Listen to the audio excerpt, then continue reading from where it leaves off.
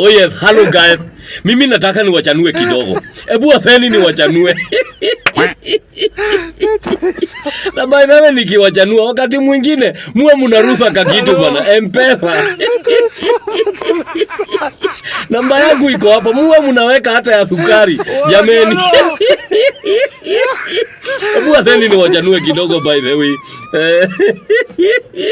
Kama kuna kosa unaweza fanya kwa ile kampuni unafanya kazi, ama mahali unafanya kazi, ama kwa ile ofisi unafanya kazi,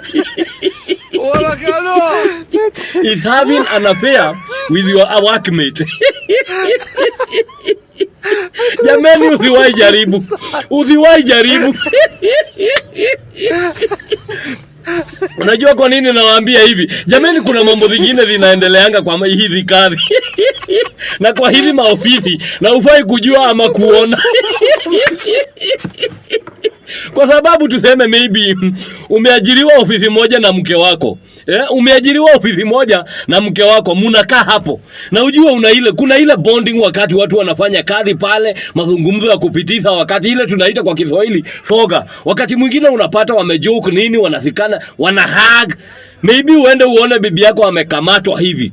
Na maybe amekamatwa na design hata wewe mwenyewe hajawahi kukamata hivyo.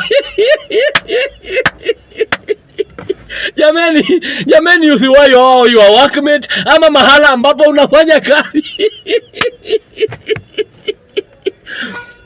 Jameni, pressure itapanda.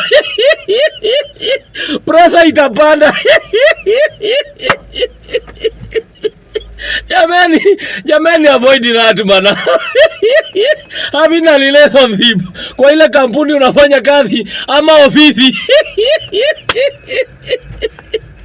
Jameni, sukari na chumvi itaenda juu.